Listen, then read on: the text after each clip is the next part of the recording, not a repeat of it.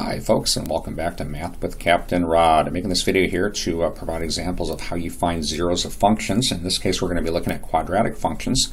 So I got 4 examples we're going to look through here. They're all quadratic in nature because they're all second order. Okay, so the zeros of a function are solutions to putting y in for 0, or putting 0 in for y, I'm sorry. So the zeros are the values of x that make y equal to 0. That's what they are, also called roots. Now, these are all quadratic, and some of these maybe they factor, maybe they don't. I'm just going to jump to the quadratic formula for every one of these.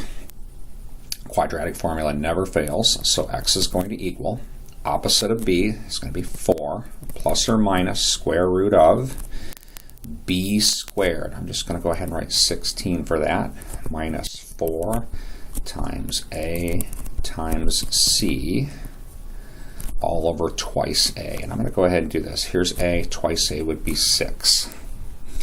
We'll simplify this down. 4 plus or minus. Now let's take a look inside of here. This is 12. 16 minus 12 is 4. So root 4 over 6. I just want to double check that. 16 minus 12. Yep, I think we're good.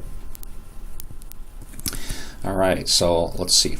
We're going to have 4 plus or minus 2 over 6. And I see already I'm going to need more room for a lot of this stuff.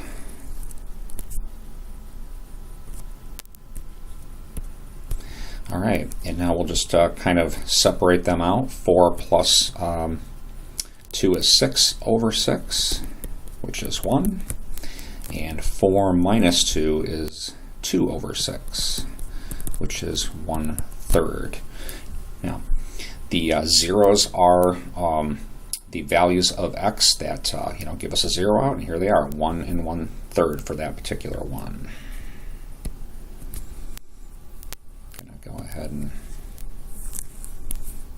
make myself a little more room here. Oops.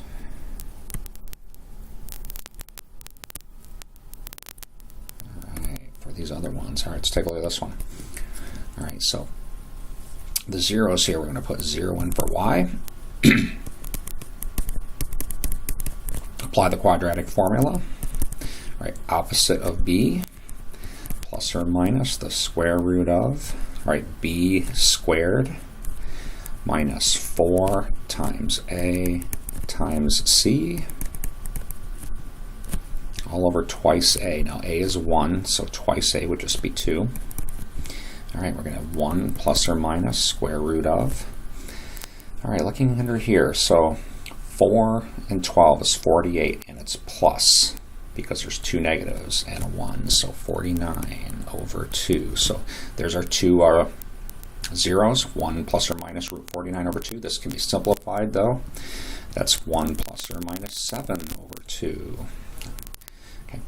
1 plus 7 is 8 over 2, which is 4. The other one, 1 minus 7 is minus 6 over 2, which is negative 3. And you can check these by putting 4 or negative 3 into this function and should get 0 out of it. Let's take a look at this thing. Make myself a little room here for it. All right, so again, what we're looking for are solutions to this equation. 0 equals minus x squared minus 3x minus 4. X is going to equal opposite of b plus or minus square root of b squared would be 9 minus 4 times a times c all over twice a. That's going to be minus 2. 2 times minus 1. All right, we're going to simplify this thing a little bit. 3 plus or minus. All right, so looking inside of here, being kind of careful here, we got minus, minus, and minus. So 3 minuses is negative. 9 minus 16. That's going to give us, I think that's negative 7. Now, in this example, our discriminant is negative 7. And that means that we're going to have a complex solution. and it has no, so the solutions do not correspond to x-intercepts. All right, so pushing this a little further, so this is going to be 3 plus or minus, now the square root of negative 1 is I. 7 is not a perfect square, we'll just leave it alone, over negative 2. Now this is done. I would call it just fine. If you want, you could write this, we could put the minus sign up here, negative 3 plus or minus I root 7, or 2 would be fine, or we can write it as two different terms, but I'm just going to leave that thing alone.